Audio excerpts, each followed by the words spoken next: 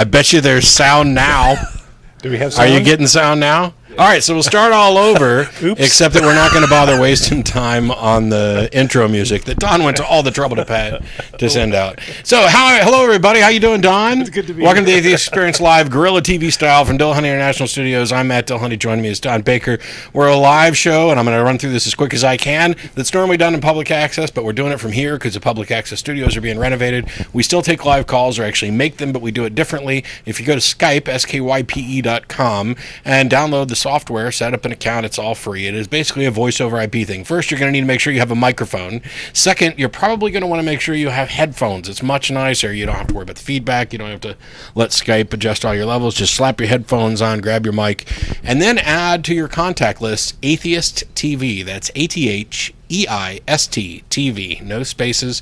And on the days when the show's live, if you just send a text message over Skype to that contact with your name, your location, and what you want to talk about, we'll add you to the queue. If you're watching live, we apologize for the audio problem. We just forgot to plug something in. We had no idea. And that's what happens when you do live TV. If you're going to try and call in today, wow, there's probably already a dozen people ahead of you right now, but feel free to do so, particularly if you're, not an atheist. And if you have some area where you disagree or some particular view where you think you're right and we're wrong and you'd like to explain what you believe and why, that is of utmost interest to me anyway. The purpose of the show, it serves so many purposes. We are here for everybody. In reality, though, we're sponsored by the Atheist Community of Austin, a nonprofit educational organization promoting positive atheism and the separation of church and state. The ACA has weekly meetings every Sunday at Romeo's on Barton Springs Road, except for the first Sunday of the month when we host a lecture series at the Austin History Center.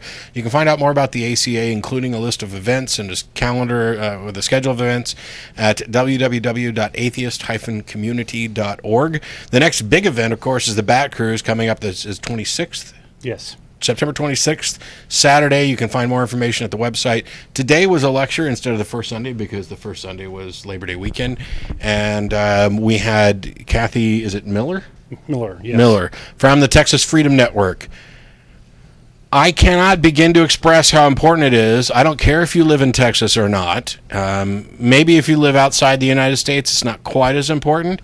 But if you live in the United States, you need to go and thank the Texas Freedom Network, and if at all possible, offer your support in some way, not necessarily monetarily, but in some way, because as was mentioned today, the types of school books that we get in Texas affect the types of school books that kids around the country get. Texas is the largest single adoption, by the way, the state adopts textbooks for the entire state. Out of all the states, we're the biggest. But a lot of states follow suit. They just use Texas as textbooks. So the State Board of Education in Texas has a disproportionate influence over education throughout the United States. So when the batshit crazy extremists, of which there are many. Yeah, there's 15 members on the State Board of Education. I'd guess 7 of them probably fit that criteria. Mm-hmm. When they go about invoking their policies and approving books, we had fight after fight. We've had fights on evolution. We've had fights on health and human reproduction. Now we're currently in a battle over social studies, where they've brought in the guys from the Wall Builders. This whole fake historians. Yeah, they're what they're doing is they're bringing in people to revise history, to present history to future generations of students in such a way that they are convinced by their school books that this is a Christian nation founded on Christian principles. But that's not the end of it. They're also going after the amount of impact or the amount of time spent on minorities and people who they don't think were significant contributors to history. The examples, of course, today were Thurgood Marshall and Cesar Chavez. Meanwhile, they're trying to promote Phyllis Schlafly and Rush Limbaugh. Rush Limbaugh does not need to be in our freaking history books. Are you kidding me? Anyway, it's a circus. So they pull in the guys from the Wall Builders, who are the biggest quote mining liars I think I've ever run across. You go looking for quotes from the founding fathers that seem to support their view. Odds are David Barton, I believe, yes, has made it up. Has either invented it out of whole cloth or cleverly quote mined it. As a matter of fact, there was one quote recently somebody said, and when challenged on it, this isn't Barton, it's somebody else, but when challenged on it, the person basically said, well, that may not have been what he said, but that's what he meant. Oh, jeez. Oh, boy. I didn't know you could talk to the dead. Well, if you can spin the Bible with your interpretion, why not spin people's quotes? You know? So that's what's going on, and that's why Texas is so important. It's a big state with big impact, and the way that the school board is set up is critical, not only to students in Texas, but to students around the country. And, here we are, we get a lot of information or a lot of feedback saying, boy, you guys are atheists in Texas, that must be hard. Well, not really, not in Austin. I mean, Austin is a fairly, liberal, hippie-esque town, so it's not like we're out here dodging bullets every day. High tech and educated. And, But while we're not necessarily extremely brave in that sense, it's very important that I think you're going to find that the most vocal proponents of reason and the most vocal critics of religious absurdity, of violations of church-state separation, are going to come from areas like Texas, and which is why Texas Freedom Network is an organization. There is no other. There's no comparable organization anywhere else in the country, as far as I can tell. So that's what's going on. You can visit our website, and there's more information. You can stop by Texas Freedom Network as well, and just Google it. Google will send you right there. It's tfn.org. Yeah. It's real easy. And that's most of what's going on. There's additional visitors showing up. I don't even have all the information. For the Bat Cruise? Yeah, well, no, Seth's going to be here. Is it Seth? I think. I don't Maybe know. Shane. I don't know. I'm not going to worry about it. I'm not going to screw it up. We already wasted time. I'm going to let Don get to his stuff. We got callers waiting. Don's got some stuff to talk about, and we'll get to as quickly as possible. Okay. Thanks, everybody, for tuning in. Oh. So you're tuning out? Oh, the Still a spoon. Still a spoon. Still a spoon. Hasn't magically turned into a fork or anything, huh? It's not even particularly bendy. Okay. Well, today I wanted to talk about, continue on in the theme of the greatest hits. This time I'm stepping off of the Bible a little bit and kind of talking about greatest hits of religion, if you will. And one of the things that seems to happen is the title of the show is Spinning Suffering. So we're going to talk about suffering today. And there's a lot of conflicting and bizarre religious messages and meaning associated with suffering. So let's start out with maybe what the atheist view of suffering is. In my view, and I think that of many atheists, is that suffering has no intrinsic meaning, that it's just a thing, except perhaps physical pain that might be your body communicating to you that, hey, something's wrong, quit hitting your thumb with a hammer, maybe you shouldn't be doing that. But most suffering is senseless and often produces no benefit. That said, suffering can drive home lessons, so it can be a way to draw your attention to things that may have happened that were bad. It may force you or encourage you to increase your knowledge or change your behavior, and it has been the source of many inventions. You see people suffering doing various things like the cotton gin, for example. People were picking seeds out of cotton, and Eli Whitney figured out, hey, we can make a little machine to do this, and saves a lot of time and these sorts of things, and that's good. I think it may be worthwhile to distinguish between suffering in the general sense and sacrifice. What you would identify as probably senseless or needless, unnecessary suffering. Okay. Well, yeah, and I think the goal here is to reduce the needless suffering, right? And that would be kind of a moral thing, right? I think that's kind of a foundational aspect of our morality. We have empathy. We kind of suffer when someone else suffers, and we're aware of that. And so we want to stop that, and that's part of our evolutionary history. Not me. I'm evil. I have fun when somebody else suffers. Okay. Not really. And this is different than sacrificing for a goal, because then you're making a trade, right? You're going to say, I'm going to forego smoking, or I'm going to forego going out and playing, and I'll study instead, and I'll have a bigger benefit down the road.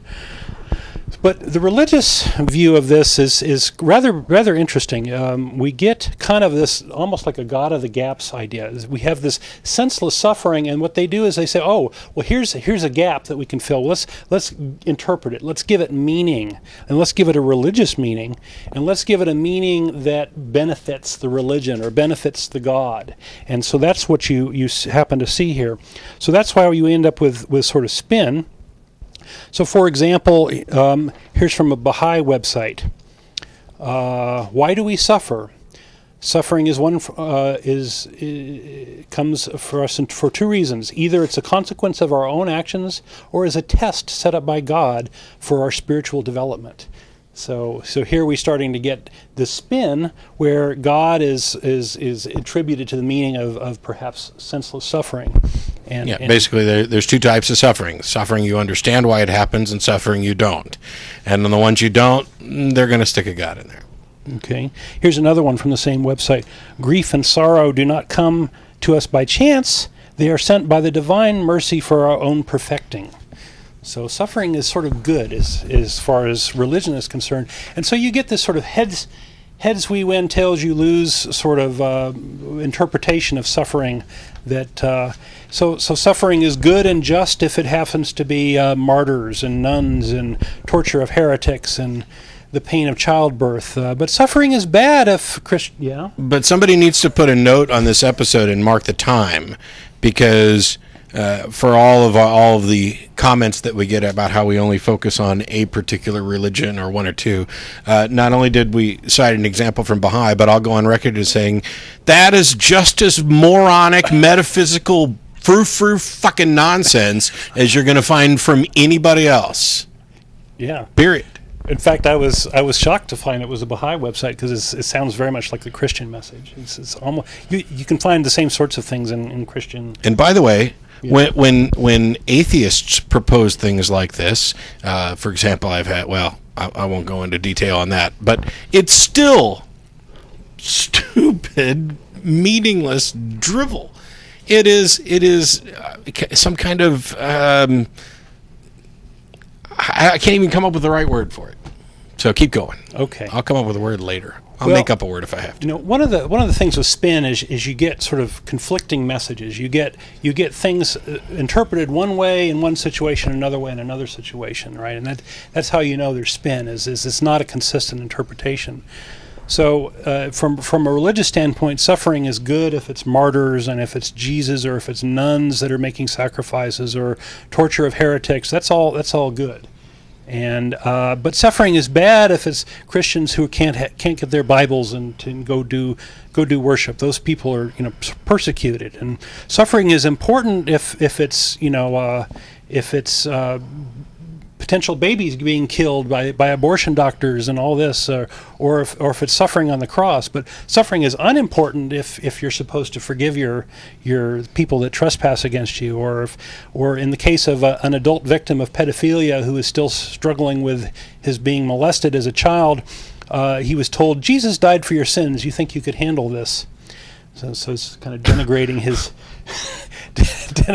Wow. suffering. Yeah.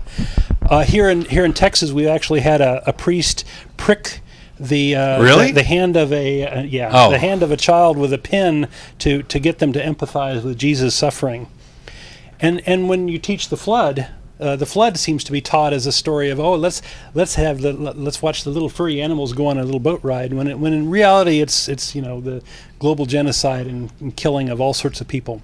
Yeah, it's also the establishment in all of these cases where basically there's something that we don't really understand or we don't have a good explanation for, so anybody can make up whatever nonsense they want. But they also, in many cases, set up a win-win or a no-lose situation. For example, if I come down with an illness as a godless, reprobate heathen, there are some religious people who would say that this is God punishing me for my apostasy.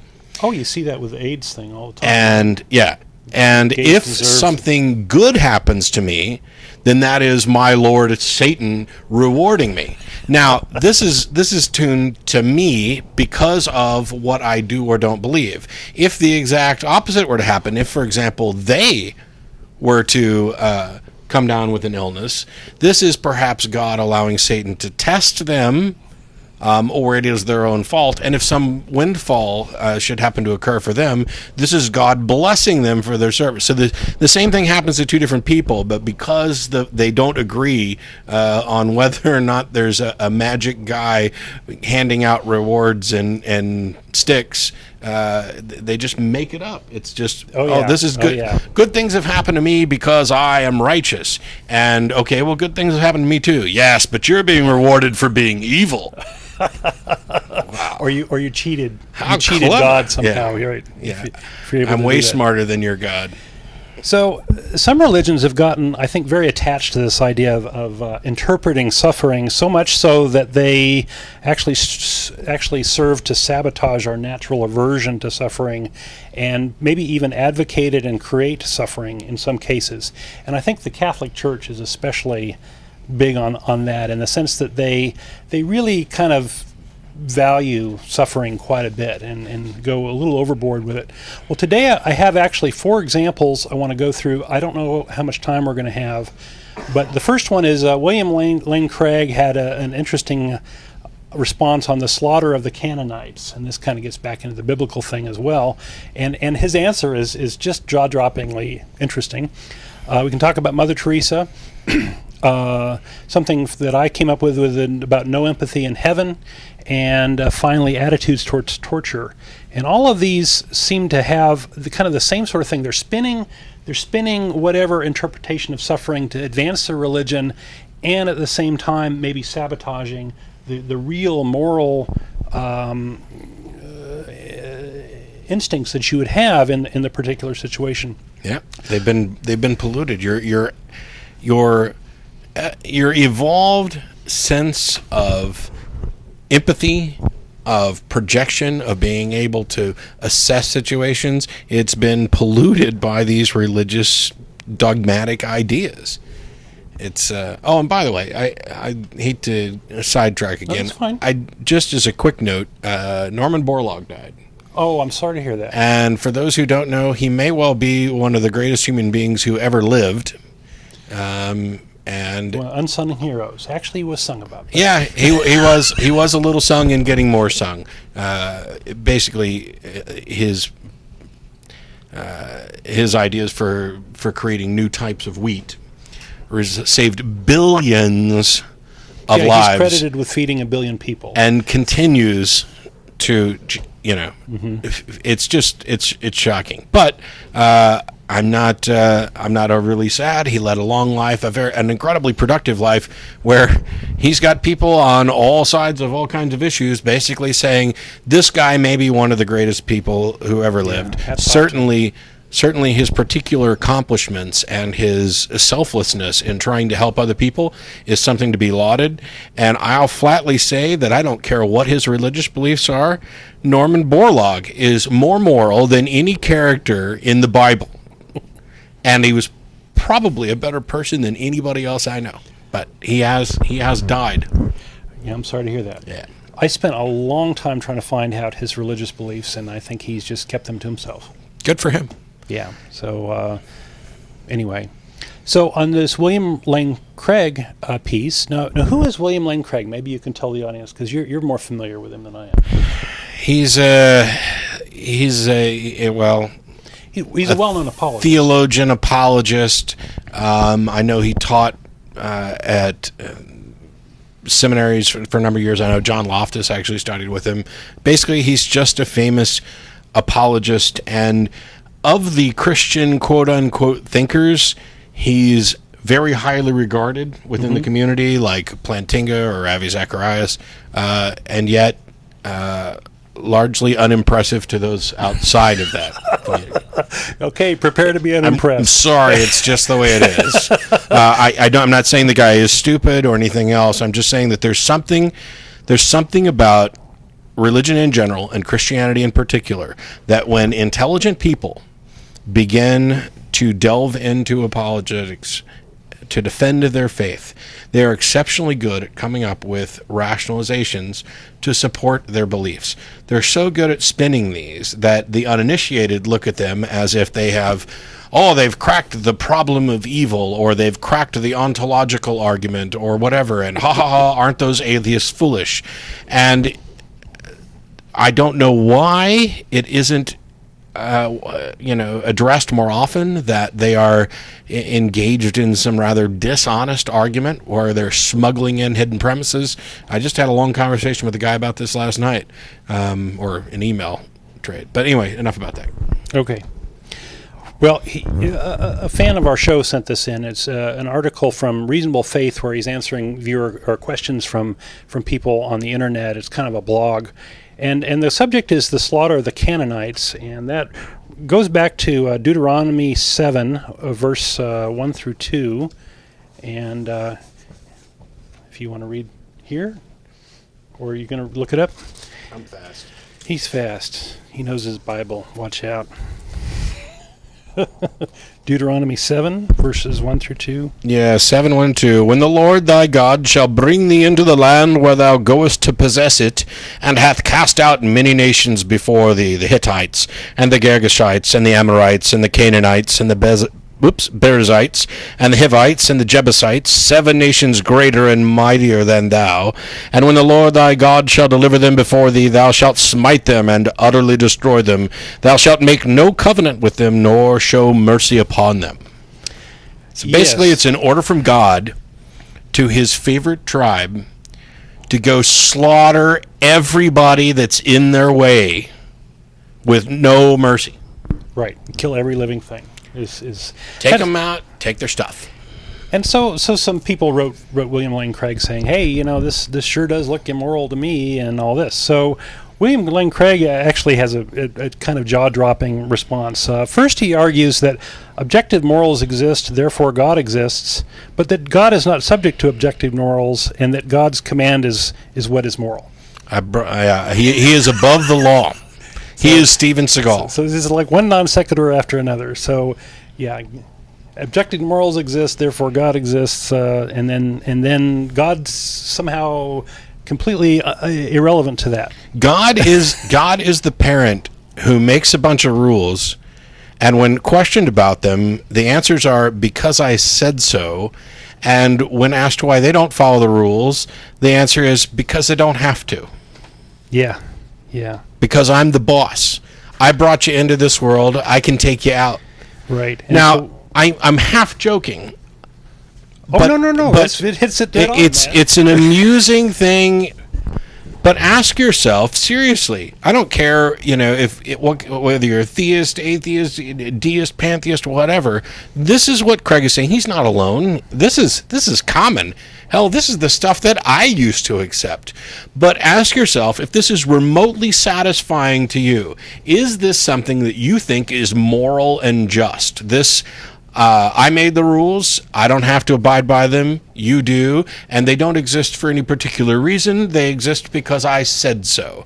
No jam on Thursdays. Well, it's might make right. Yeah. Might make right. So, so William Lane Craig argues that God has no moral duties to fulfill. Yep.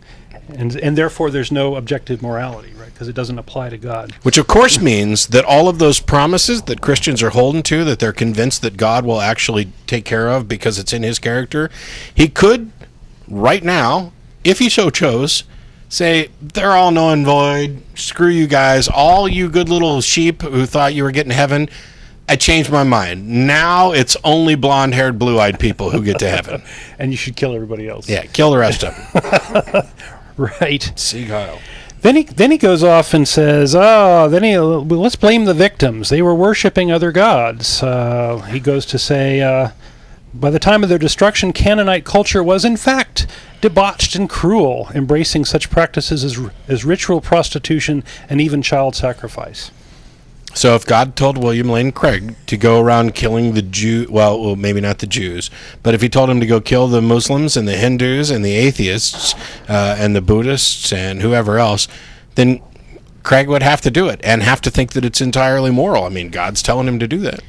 Well, one question I have is, doesn't God practice child sacrifice? Well, who's he going to... No. Didn't he sacrifice his son, supposedly? Well, that's him. That's him. Oh, he's okay. There's so much... You can't even really call it a weirdly pseudo-incestuous relationship. There's something else going on there when you sacrifice yourself to yourself as a loophole for rules that you created. Yeah, it's all mind-boggling. What kind of fascination with blood do you have to have where that's your best plan? And everything, I created everybody on the planet. I'm just going to start with 2, and they screwed up. So, all right, I said I was going to kill him. Let's not kill him. We'll kick him out of the garden, and we'll keep on going. And then, wow, things aren't getting better. They're getting worse. Now they're murdering each other. And okay, screw it. I'm going to flood this place and save just the best family. Which one of you fuckers is Oh, you, the sorry drunk with 3 sons. Go and build yourself a boat, and we'll save you and your family and screw everybody else. So we flood everything and start over, hit God's reboot number 2. And then, okay, now that that's over with, I want you guys to go and populate the earth again like the first group. Oh, no, don't curse one of your sons to be a fucking slave to all the rest of it. What do you think all right, and then a little while later, some of them have built this tower, and this God says, they think they're building a tower. Well, maybe they don't actually think they can reach me. It's just arrogant of them. Screw it. Let's confuse all their languages, and none of this works. And then, oh, wait a minute. Instead of trying to have the whole world worship me, I'm just going to pick my favorite tribe. And, hey, you guys are mine. And here's a whole bunch of promise. Hey, you got enslaved? Actually, they didn't, but all right, then I'll do a whole bunch of miracles and lead you guys out, and then, oh, by the way, you, the guy that I helped here, come up to the top of the mountain, I want to talk to you for a minute, and here's some rules I think would probably be pretty good. Are they worshiping another god already? Molten god, oh no. Oh, what is wrong with it? Why can't I do anything right, Mom? And now, after all of this, it's like, I know what I'll do. Yeah, you're just. I love blood sacrifices. Yeah, I love blood sacrifices. I'll just kill myself to myself. Word. That'll get their attention. The Bible is a comedy of failures of this God character, start to finish, right up to the end where everybody dies. Well, only there's a new heaven, new earth. Anyway, go back. I'm sorry. I don't know how much of a comedy that is. Sorry to. Head off in a different direction. So then William Lane Craig goes on to address the children, the fact that this order is to go kill children too, and he goes to say, well, God knew if those Canaanite children were allowed to live, they would spill the undoing of Israel. So just these little babies are gonna are more powerful than God, and got to kill them. So that was pretty amusing. Then he goes on to say, oh, there weren't any real victims. So first off, he's blaming the victims, and then they're saying, oh, well, they weren't really victims, right? They weren't really victims. He goes on to say, well, so whom does God wrong in commanding the destruction of the Canaanites? Not the Canaanite adults, for they were corrupt and deserving of judgment. Not the children, for they inherit eternal life. So who is wronged? Ironically, the most difficult part of this whole debate is the apparent wrong done to the Israeli soldiers themselves. Can you imagine what it would be like to have to break into someone's house and kill a terrified woman and her children? The brutalizing effect on these Israeli soldiers is disturbing. No, Mr. Craig. What is disturbing is how badly your brain has been poisoned that you're now apologizing. My gosh. He goes on to say that no one was wringing his hands over the soldiers having to kill the Canaanites. Those who did so were national heroes. So killing children is national hero. You're a national hero if you go kill somebody else's children. Now you can contrast that with the current abortion movement, where anyway, it's just mind-boggling. So that's a good example of sort of twisted morality for you, right? Just think how hard it must have been for those Nazis to have had to go in and kill those Jews. That's what you're doing. That's right. Just think how bad it was for those slave owners who had to beat those slaves that didn't do what they was told. You complete frickin' asshat. You have no decency. And this isn't, when we're talking about Craig, this isn't some buffoon who goes on the internet to, make himself popular arguing with atheists. This is one of the pinnacles of Christian apologetics. And you wonder, people email, it's like, haven't you ever heard anything, good from any apologists? Yeah, sure. I mean, some of these guys are relatively smart, and some of them are very smart, and they come up with some good arguments, but they don't actually come up with good arguments in favor of what they're saying, and they don't provide evidence to support what they're saying. It's just that, if somebody launches a particular objection against Christianity, for example, and it's a bad one, they can spot the flaws in it, but they're unable to spot the flaws in their own. And now they are saying they're bending over backwards and sacrificing every bit of decency they have in order to make excuses for this fictional monster that they feel they must defend. Mm-hmm. Yeah, so I'm really grateful to that fan of ours for sending that in.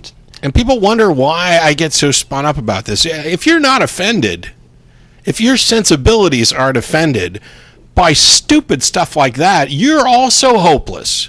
Oh, those crazy Christians, they're just so silly. Look at this stupid stuff. No, this stuff does harm, because once you have a mindset that accepts that this is right and this is wrong, and you can make excuses for stuff like this, that is part of who you are, and it's part of other decisions you make, and it's how we end up with so many of the problems that we have.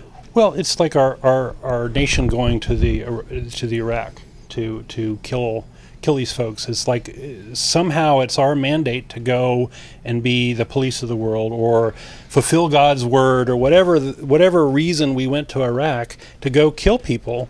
And it's the same thing over again, in my opinion, right? Yeah. And if you look at the amount of people that the U.S. has killed, it's like 600,000 or 800,000 people that we've killed, but we only cry about the deaths of the Americans, right? Very few Americans give a shit about the Iraqi deaths.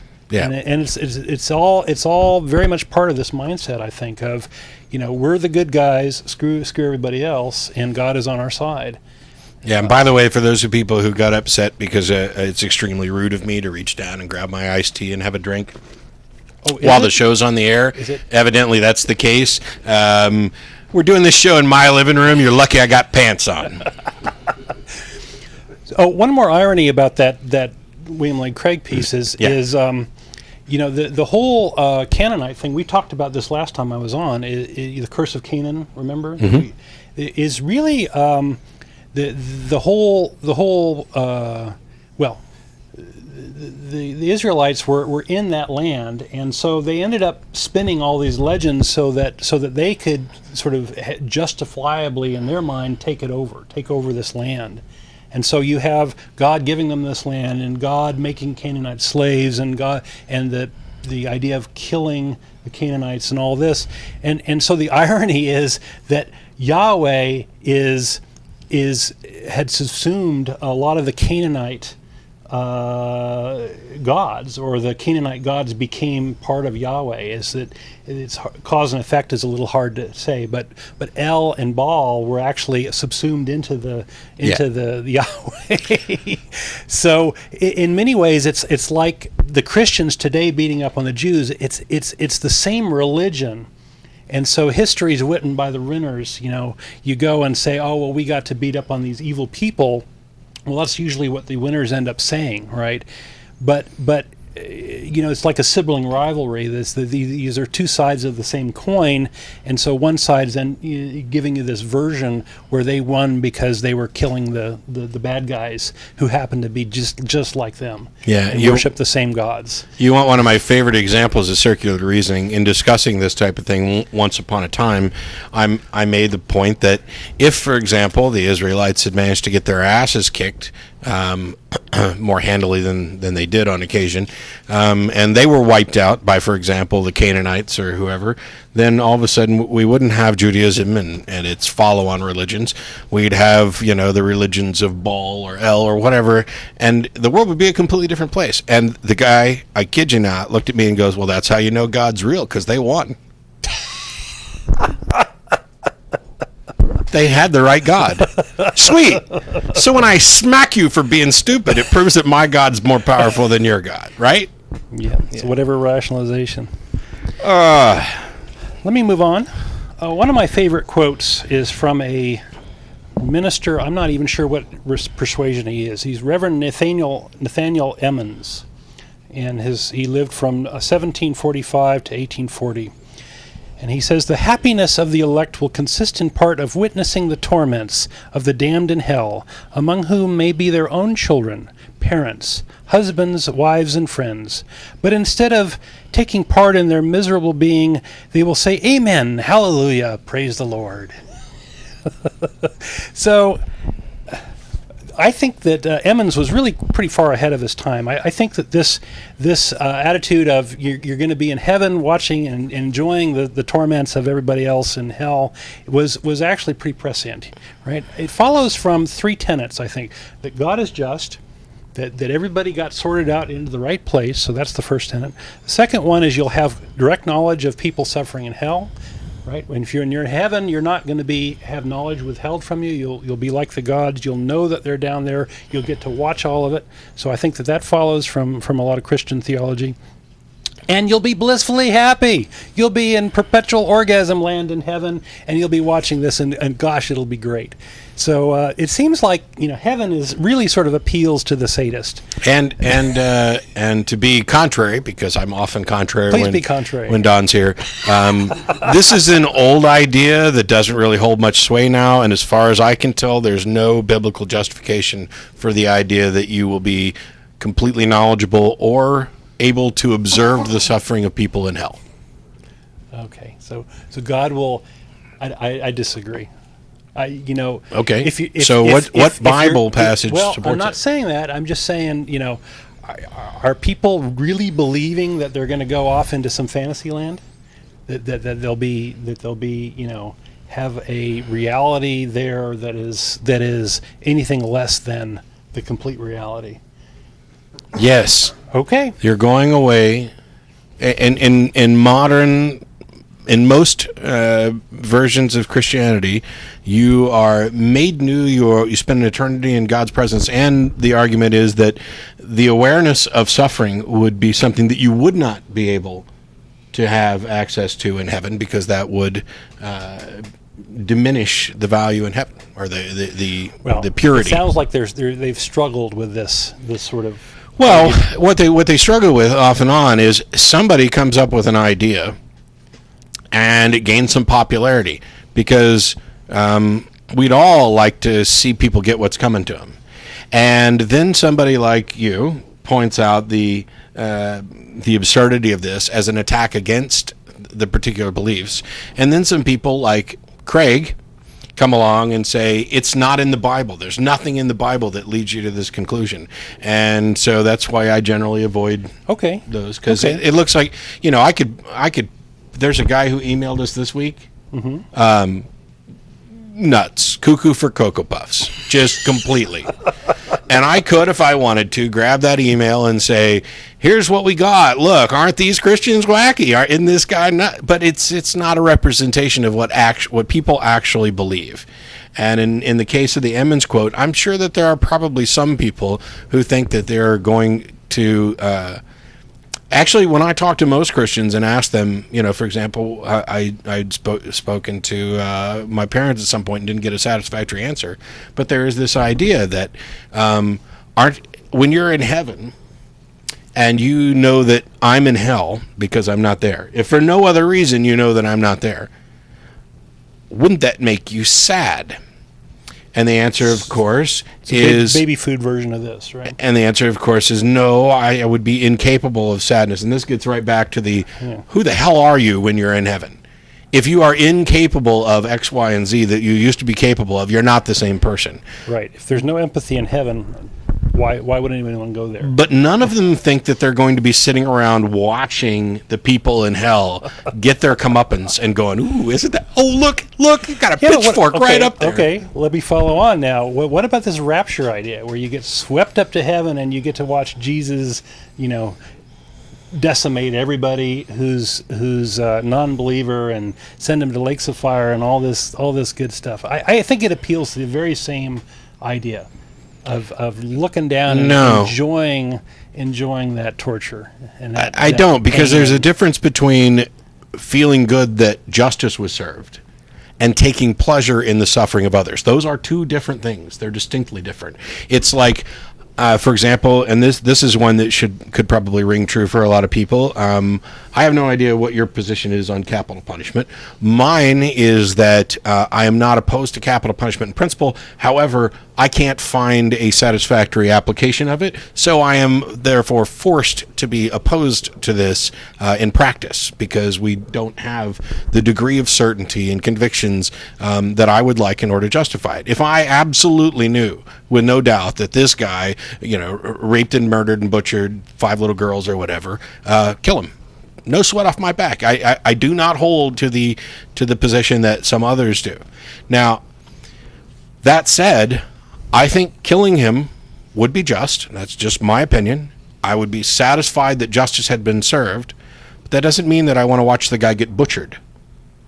There's a difference. Okay.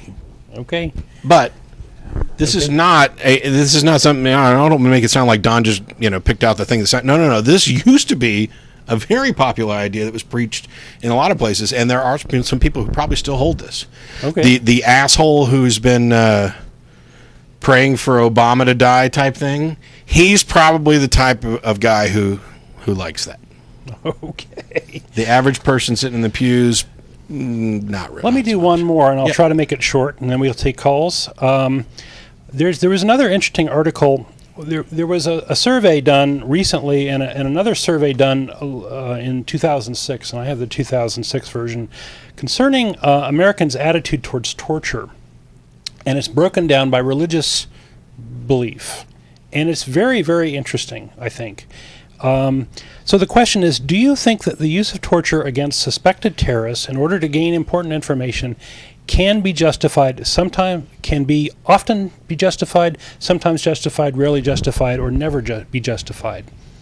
And when you break it down by Catholic, white Protestant, white evangelical, and secular, the Catholics seem to think that it's often justified 21% of the time, and that it's never justified quite a bit less.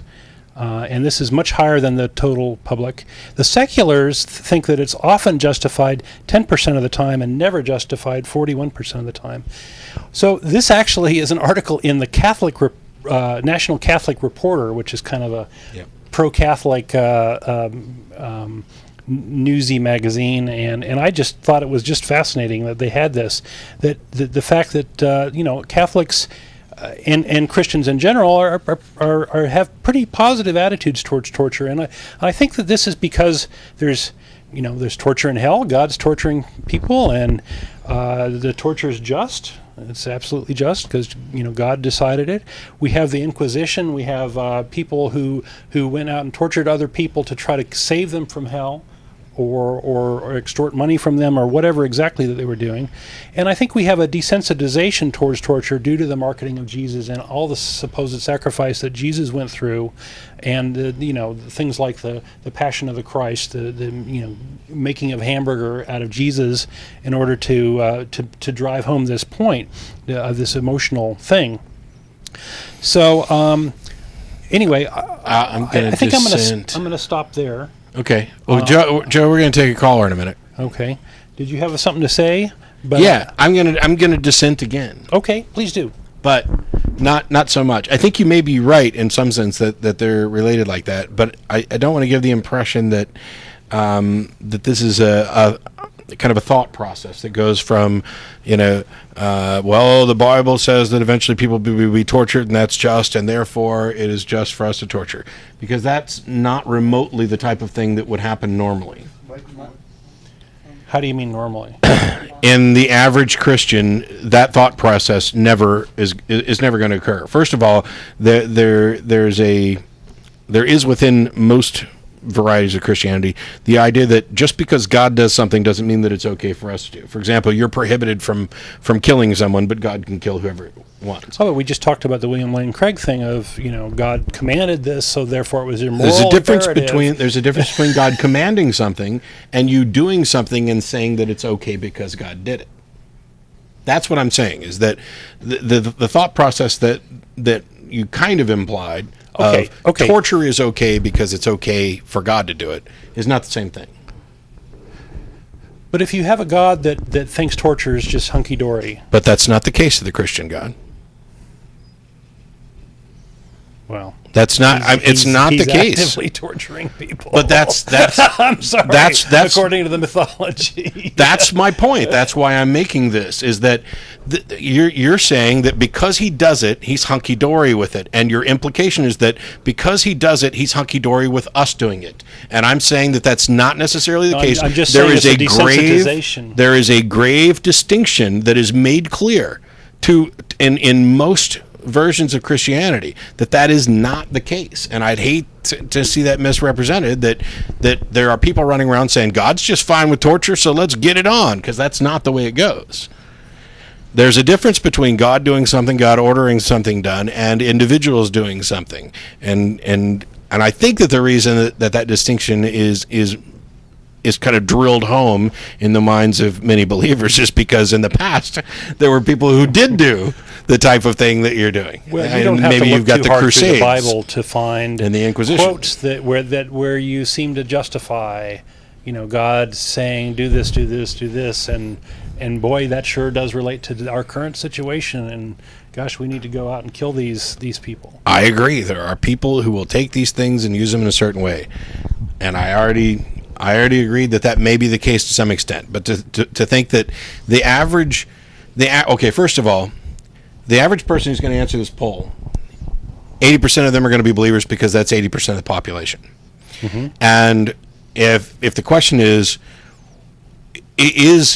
torture sometimes justified, by and large, it's not going to have the slightest thing to do with their religious beliefs or whether or not they think God justified. It's going to come down to their particular view of patriotism and what's okay to get things done. And while religion weighs in on that, and certainly has some things to say in those regards, I don't think that thought process is going the way you implied. But we don't know. There's more than one way to look at all of it. Certainly, which is part of the problem. Certainly an interesting question. It's a huge part of the problem. Let's go to callers. Who's up? Waiting on. Yeah, Mike from Oxford, UK. Mike in the UK, how are you? Hi there, guys. Can you hear me? Hi, Don, Matt. I can. I barely. We're turning up the volume. Can you start again, Sorry, please? guys.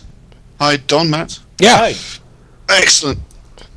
Hi. I tried to call a couple of weeks back. We were going to try and chat about epistemology. I had a week back, about a week back. Oh.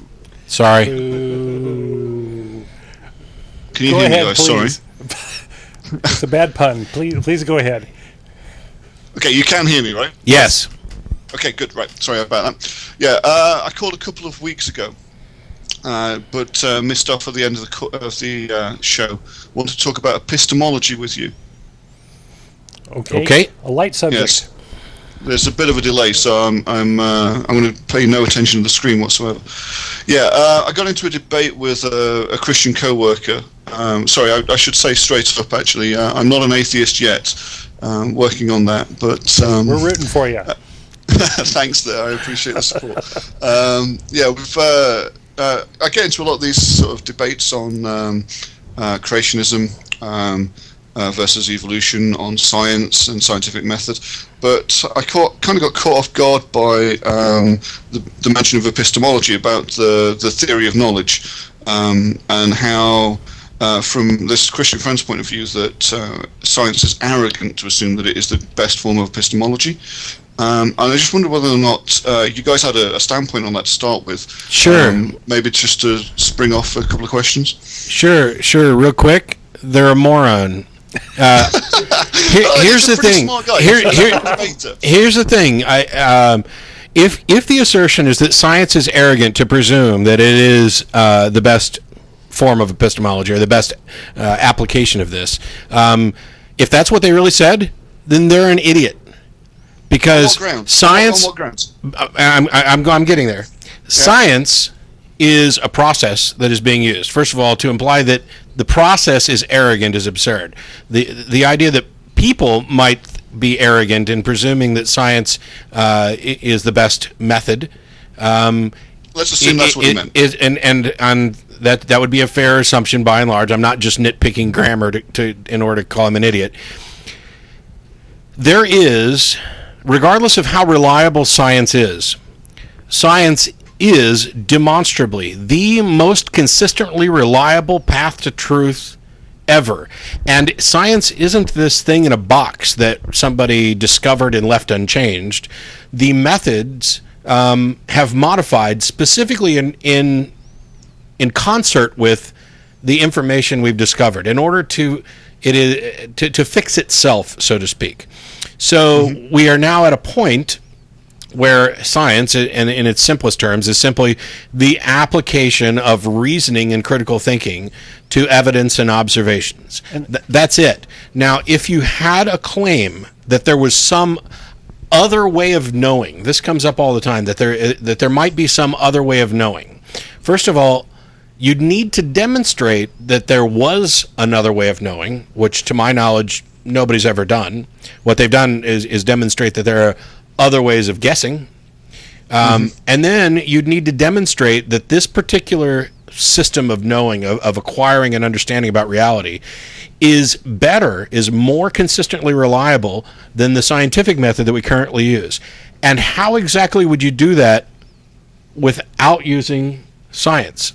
You would need this application, this logical application of reason. Right? You'd put it in the horse race and see who wins, right? So you'd have to measure it somehow. You'd be using science, the scientific method, to confirm that your other method is reliable. And guess what? You'd be using evidence, not necessarily science. But go ahead. No, you'd be using science. You'd be using logic and critical thinking. This is the point, though, isn't it? If you found another method by which to actually prove this, you'd use that method.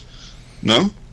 I'm not saying there is one. I'm just saying if there was a second method other than science to achieve this, so if that other method to achieve it? Were revelation from God, then the revelation from God would say this revelation from God is the best method, therefore it wins, right? I guess. I don't want it to, but yeah. No, we'd have to have an objective way of deciding it, which is Matt's point. Science.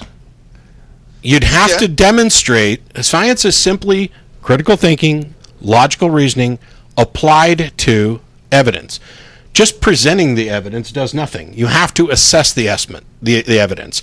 And science is the shorthand label we put on the method that we use to best assess evidence. It is demonstrably the method that produces the most consistently reliable results. If there was a new method, a new way of knowing, you would have to test it this way to show that it's at least as reliable, and then you could get to the point where you could use perhaps this new method.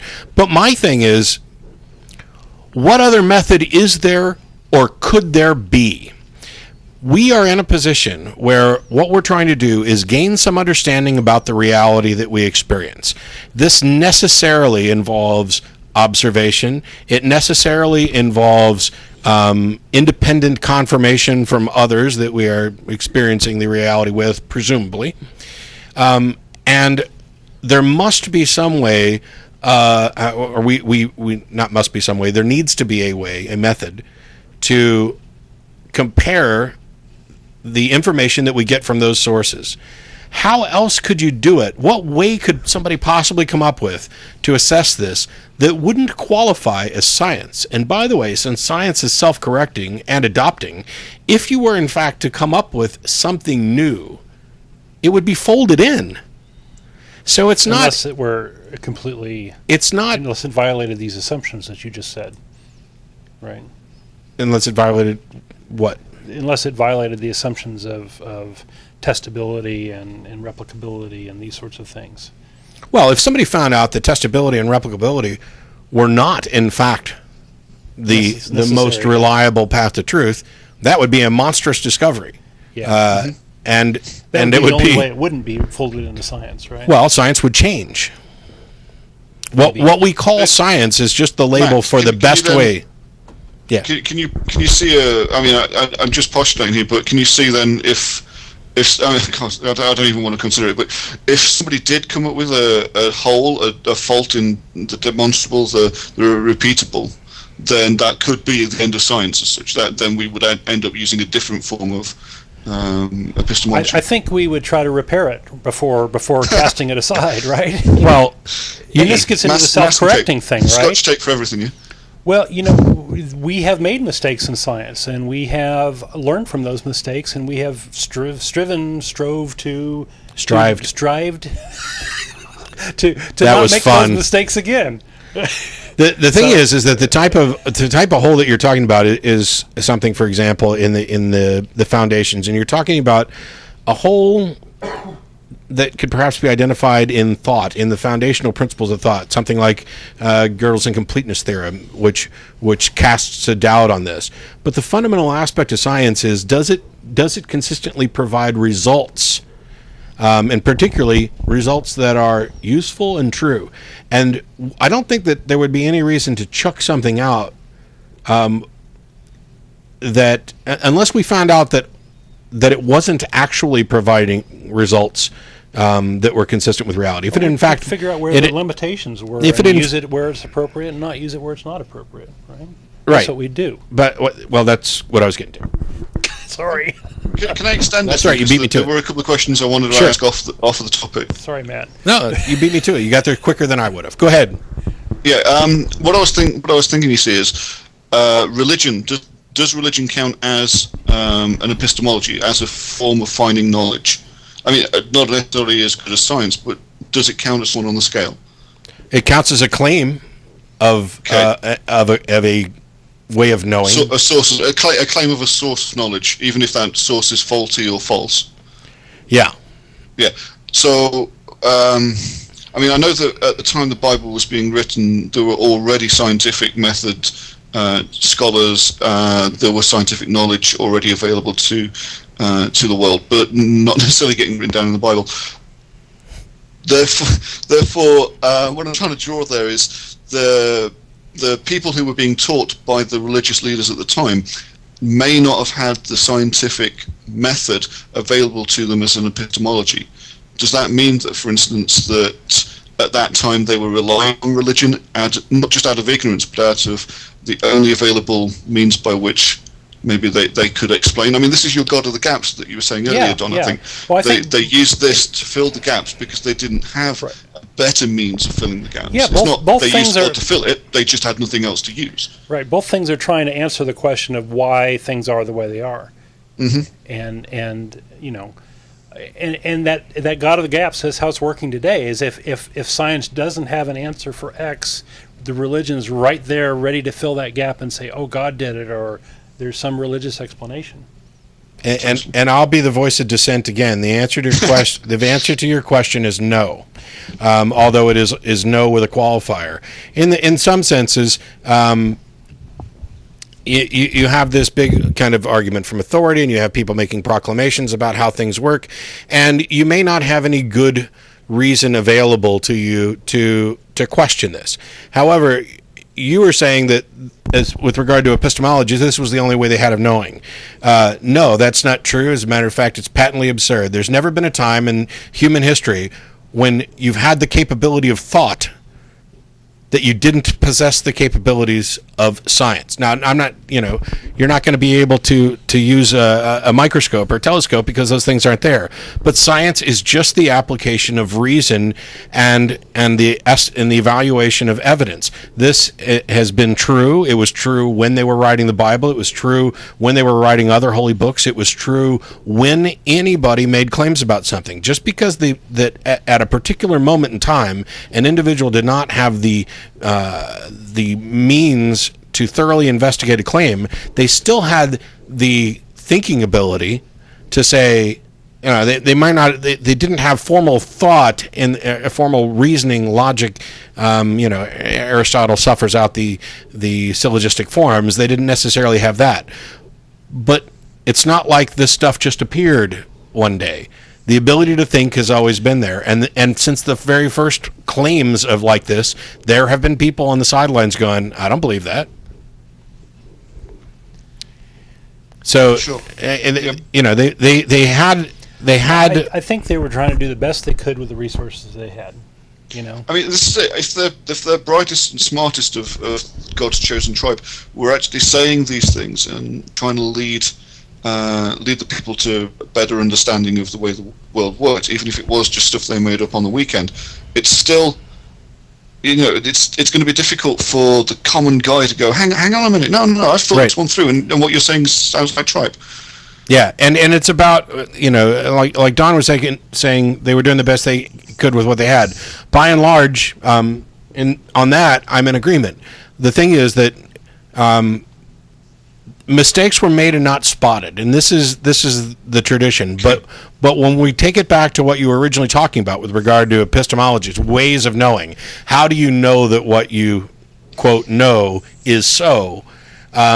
There's never been a time that we've had a brain that we didn't have the ability, the capability to assess that type of thing. It's just not necessarily formalized, I guess would be a better way of putting it. Science is the culmination of the best and most reliable thought throughout all of history, getting rid of that which does not produce reliable results, keeping that which does.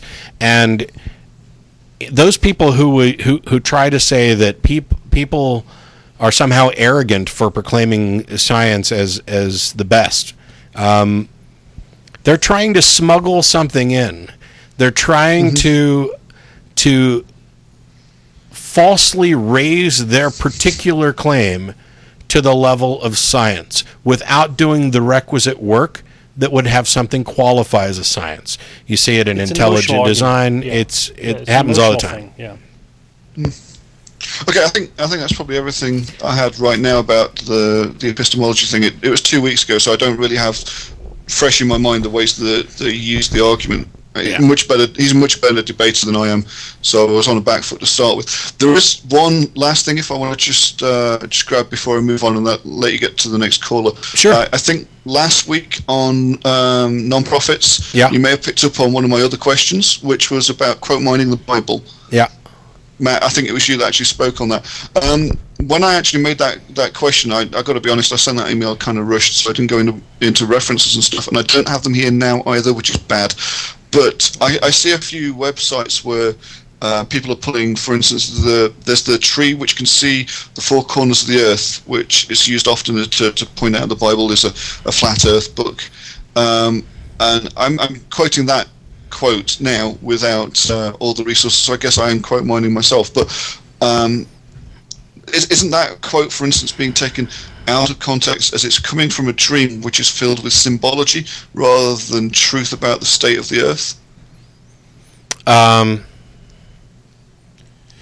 there was this notion of a firmament and these sorts of things that that may not lend itself to a flat Earth thing, but it was clearly wrong. It clearly wasn't a spherical Earth. Determining which passages are meant to be poetic versus literal.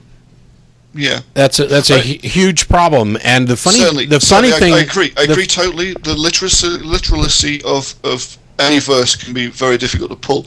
But in this particular instance, I wish I had Bible and verse for you. I don't.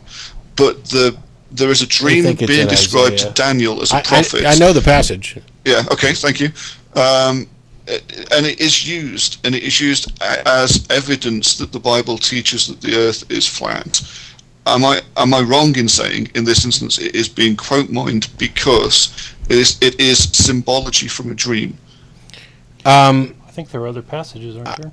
Oh yeah, there are others. What I'm saying is that there are instances where this is happening, and you were claiming in the non-profits episode that. In fact, you even went on further with another point, which I'll pick up on in a second. But you were claiming that I think that the quote mining happens more from the Christian point of view. Yes. Am I wrong in interpreting how you were saying that? I'm sorry. No, I don't want to get off topic. That's exactly what I said. Sure. And I stand by it. The thing is, going back to how you determine whether or not a passage is literal or not. In some cases, it's obvious, and in other cases, it's not. I don't think it's necessarily fair to say that just because something was in a dream, that it wasn't meant or understood to be literal. On the other hand, that may be an example of one of those passages that probably shouldn't be used for that purpose that it's being used for. I'm sure I've mentioned it on more than one occasion. I'm usually pretty good about pointing out when a particular verse is being used stupidly. Sam Harris does it all the time with the Bible says pi equals 3 when it doesn't. It doesn't even say anything remotely like that. What happens is you have people who read this with no real understanding of what the broader context was, and they use it in a way that's potentially unfair, and that would probably qualify as quote mining. More accurately, I don't know that it qualifies as quote mining, but for the purposes of this, we'll say it does. Okay, the problem is that there are other passages that are clear and obvious, and Christians will say that and other theists will say that you're taking this out of context. And then when you open it up and say, no, here's all of the context, they'll say, no, that's the context in that book, but you have to look at this through the lens of the entire Bible. First of all, no, you don't. And I've gotten that with the fall. The New Testament is the context of the fall of man story. They're like, that was written thousands of years later. I tend to agree, actually. And your other point of Christians probably quote mine or misquote the context from the Bible, I think was actually very insightful and very useful as well. That's something that I took away from that episode anyway. Yeah, not every problem that somebody lists, like you go on a website to search for contradictions in the Bible or whatever, Skeptics Annotated Bible or a list, whatever, you're going to find all kinds of them, and some of them are really crappy. Some of them are silly. Some of them are stupid. The example that I used go ahead. Shallow, yeah. There many of them are shallow, but and unfortunately they don't point out the sort of big deeper ones that are sort of much more troubling sometimes, right? So yeah, you have to pick your battles, I guess, is maybe the answer. Sorry, Matt, was there something else you were saying there? I don't know. Sorry. No, it was the example that I probably already gave on nonprofits, so I won't bother going through it again.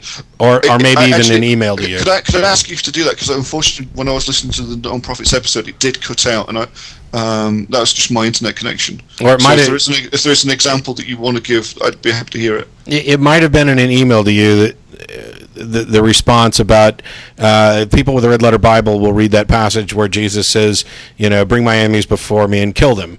And they'll say, look, this is Jesus calling for that. And that's an absolutely stupid way of presenting that. And any Christian worth a damn is going to point out that he's speaking in parable. However, anybody who's bothered to actually study this in context is going to understand that, yes, he's speaking in a parable, but God is represented by the king, the person. So it's kind of him speaking in parable about God wanting to have his enemies brought before him and killed. So testifying to the character of God. It actually is a fair objection. But you have people who haven't bothered to read the Bible or anything else that run across it. Some Yahoo on some, the Bible Sucks website has posted it on its own. Some atheist goes off and goes to a Christian and says, look, Jesus says this. And the guy says, oh, see, this is the problem. You didn't bother to study it in context. You just took it. And Jesus is given a parable here. And they'll ignore that point and talk about other points within the parable with regard to, rewards in heaven, etc. And so then this person who thought they knew what they were talking about got their pee-pee stepped on, and now all of a sudden they've had to review what they think about it, and maybe that is a good passage. Maybe those atheists who are pointing out problems in the Bible are just taking things out of context and being nitpicky. And their entire position, which is based on no critical thought and no attempt to investigate this, has now been flip-flopped. They have bought and purchased and built a house on sand. And if they'd have taken one more step, they'd have seen it. But yeah, that's probably the best example. Anyway, there's a bunch. a I bunch think of I'm going the to have to calls. let you go because you have other callers. I've got dozens more things I'd love to talk about, but thanks for covering those with me now. Sure. Great fan of the show, so thanks again for doing this. Thanks, you. Mike. Send me an email. Cheers, guys. Thank you. So, I turned off my mic. So, as a reminder, in addition to all the other things we do, including Atheist Happy Hour on Thursdays, after this show's over, we get together and go to dinner. Right now, we're going to Pluckers at Lakeline. The show's on for another 20 minutes, actually. If you're in the Austin area, come and join us. Come and have dinner with us. You can just Google Pluckers Lakeline, and you'll find it. We'll be But there it's about, right- what, 6:30, 6:15? Yeah, it's 6:30 or so. That place is normally packed. It's Sundays. Football season's opening up. We probably won't be going there for much longer. And I'm actually not quite sure whether or not I'll make it today. Probably, but maybe not. I'll be there. There's a car thing. Don will be there. The other guys will be. So George from New York just had a quick comment to this last caller, Mike, about the flat earth.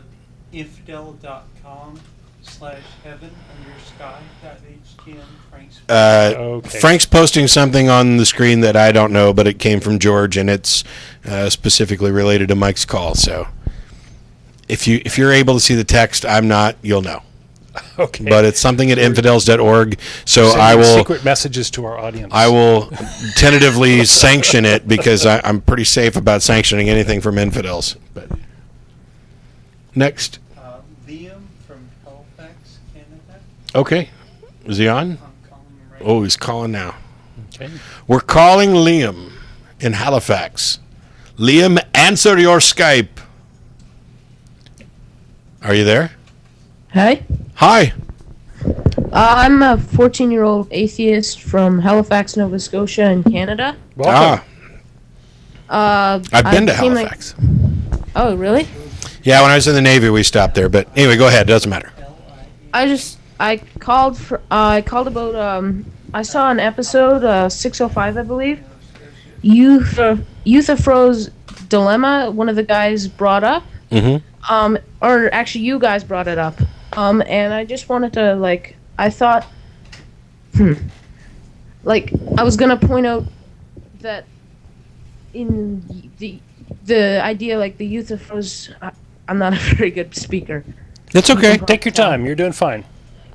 Okay. The Euthyphro's dilemma thing.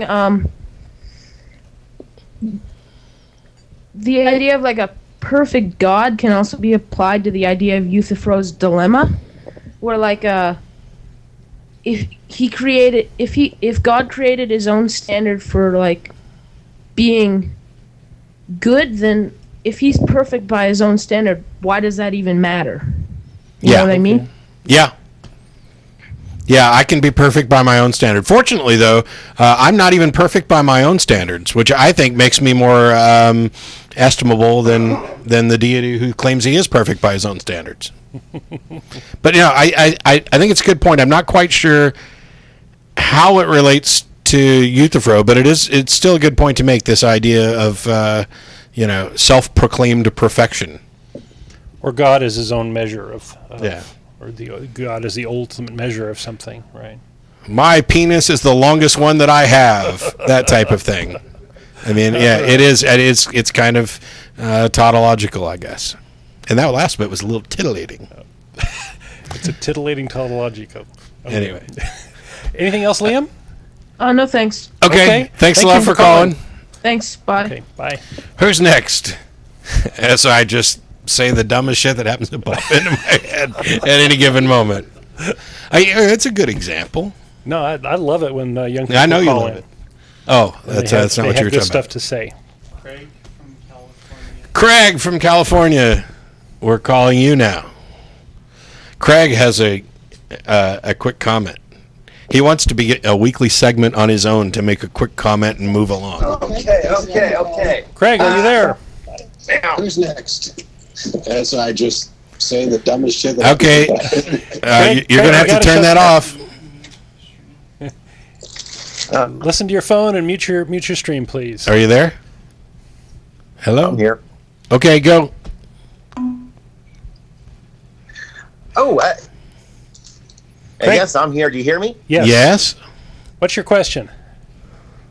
Okay, here's the thing. While you're getting your stuff sorted, to everybody else, when you call in, turn off boy. Just like monthly would be enough. Okay. Okay. Yeah. So you hear me? Don't listen to the damn stream. Okay. Just pay attention to Skype. Yeah, I'm just paying attention to Skype. Okay. Well, another example of religion being less moral than most people would like to believe. About 8 years ago, 19 religious nuts decided it'd be a good idea to kill the 3,000 people.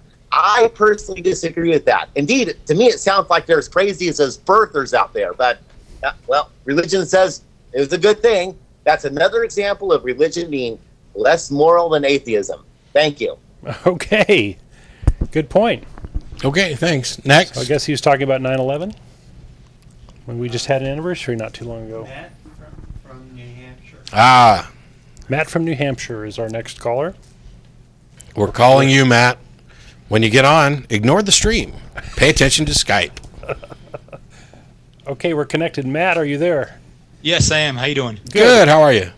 Good. I just have a quick question about actually Mathew 6:1-6. Matt, you know the passage I'm talking about? Yeah, it's right in the middle of the Sermon on the Mount. Yes, I believe so. That starts in chapter 5. So yeah. Yeah. Okay. I can read it for you. I have the King James version. I also have the ASV version right here. So the rest of the callers can be in the loop if you want. Okay. I'll pull one up and you go ahead. All right. I'll read the King James version. Take heed that ye do not your alms before men to be seen of them, otherwise ye have no reward of your Father which is in heaven. Therefore, when thou dost thine alms, do not sound a trumpet before thee, as the hypocrites do in the synagogues and in the streets, that they have glory of men. Verily I say unto you, they have their reward. But when thou doest alms, let not thy left hand know what thy right hand doeth, that thine alms may be in secret, and thy Father which seeth in secret himself shall reward thee openly. And this is the interesting part. And when thou prayest, thou shalt not be as the hypocrites are, for they love to pray standing in the synagogues and in the corners of the streets, that they may be seen of men. Verily I say unto you that they have their reward. But thou, when thou prayest, enter into thy closet, and when thou hast shut thy door, pray to thy Father which is in secret, and thy Father which seeth in secret shall reward thee openly. Those last two verses, I am interpreting it as it meaning don't pray out in the open, don't pray out in public, just pray by yourself in your room. However, I read these 6 verses to my Catholic friend, very best friend, and he pointed out that they said in the 5th verse it says that they be seen of men, and he said that means that that it's don't pray out in the open just to pray out in the open so others can see you. It's okay to pray out in the open, but don't pray out in the open just so that others see you praying out in the open. What do you think? So you still got your Bible open? I'm on Bible Gateway, but okay. Well, go back a chapter to Mathew 5 and look at verse 16.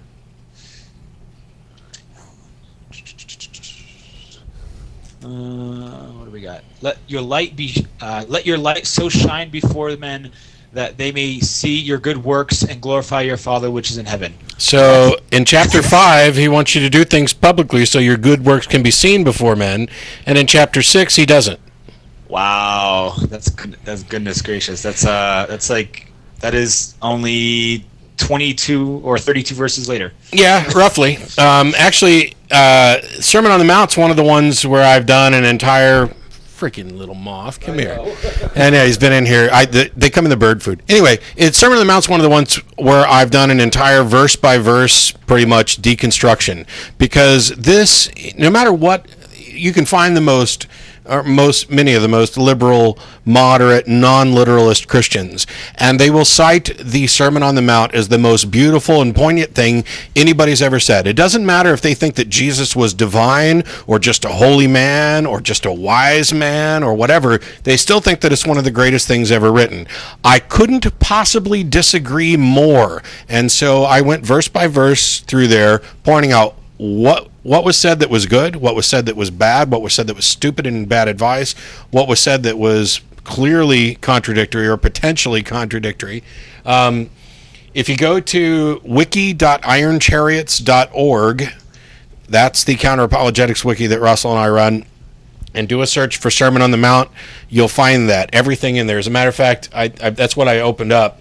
For Matthew 6, 1 through 4, my first note is compare this to Matthew 5:16. He just told people to do their good works where they can be seen, and now he's contradicting that. Some apologists have claimed that this verse is about donating to charity, and the other verses cover other good deeds. That seems to be a simple wordplay to avoid the obvious contradiction. In any case, any being that might qualify as a god would surely have avoided any ambiguity that would lead to confusion, an observation that seems to apply to the bulk of the Bible and not simply this sermon. Interestingly, there's more where I discuss this thing about rewards and stuff.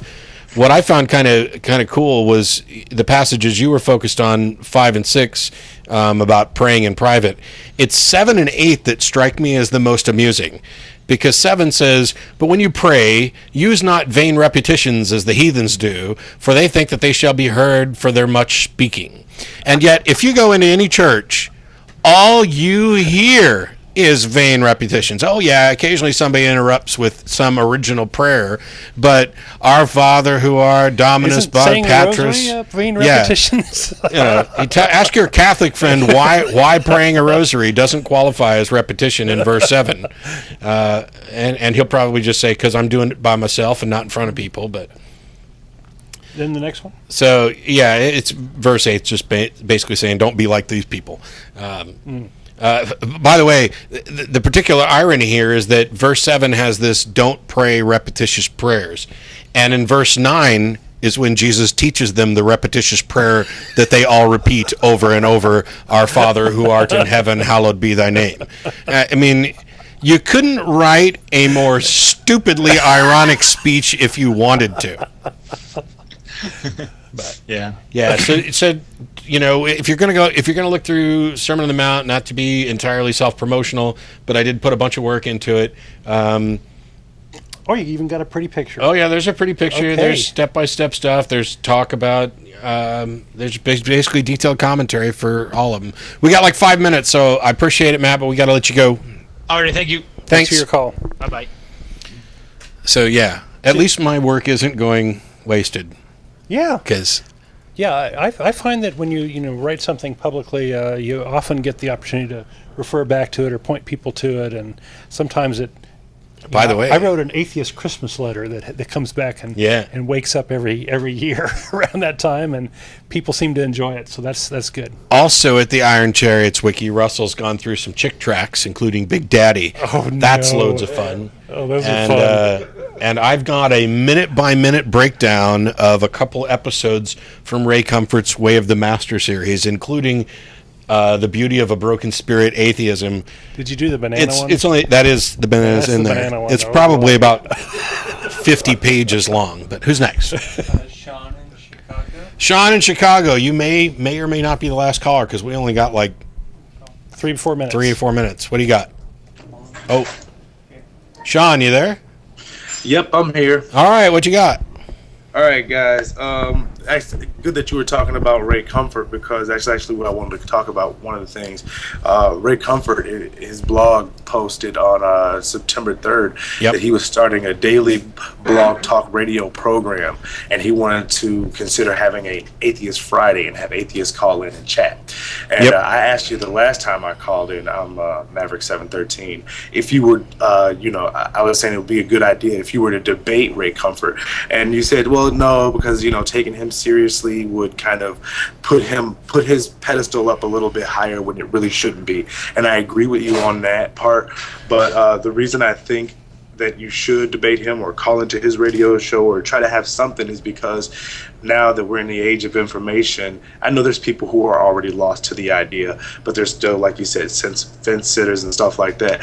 So if, you're one of the better debaters, like, you guys were talking about the Thunderfoot thing too, and you guys were talking about how you thought it was a bad idea, and I had mixed feelings about it, but when I saw it, I thought it was horrible because Ray turned around and used that video footage that he had with Thunderfoot, because it was made in his studio and he owned the rights to it, and Thunderfoot had his own camera too, but Ray turned around and made videos and actually sold those videos, so he made money off of that.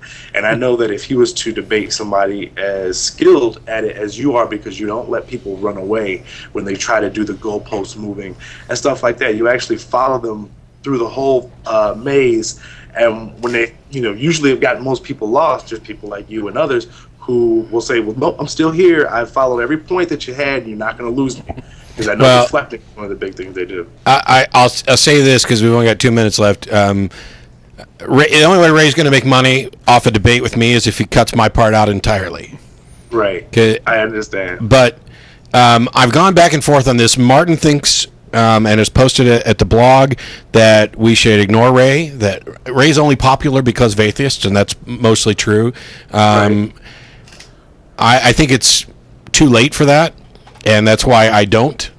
But I'm going back and forth on how much attention needs to be made or in what ways. I'm not opposed to. A lot of people use his. You hear the stuff like Venom Fang X was one of the bigger ones. He had a huge audience until his parents shut him down. Yeah, that's true. But I mean, he had a huge audience. Yeah. And one other thing, you guys can keep commenting on that. I'm gonna get off right now. But there's a Charles Darwin movie that just came out recently. Yeah, it won't be coming out. It's called Creation, starring Paul Bettany, and it's not getting any airtime in America because it's talking about the struggle that he had with Christianity after his 10-year-old daughter died. To be fair, doesn't have American distributor. Now, why it doesn't have an American distributor may not be because of the religious contention. I mean, you've got films like Dogma and Religious and other things. It may just be that it's not a movie they think they're going to be able to make any money off of here, not necessarily anything conspiratorial. We only got like 30 seconds left. I apologize, but we got to let you go. To all you people who are waiting, we do try and keep a list. Get on early. Thanks, Don. Thanks, Joe. And Frank for being here. We'll be back again next week, as Frank does.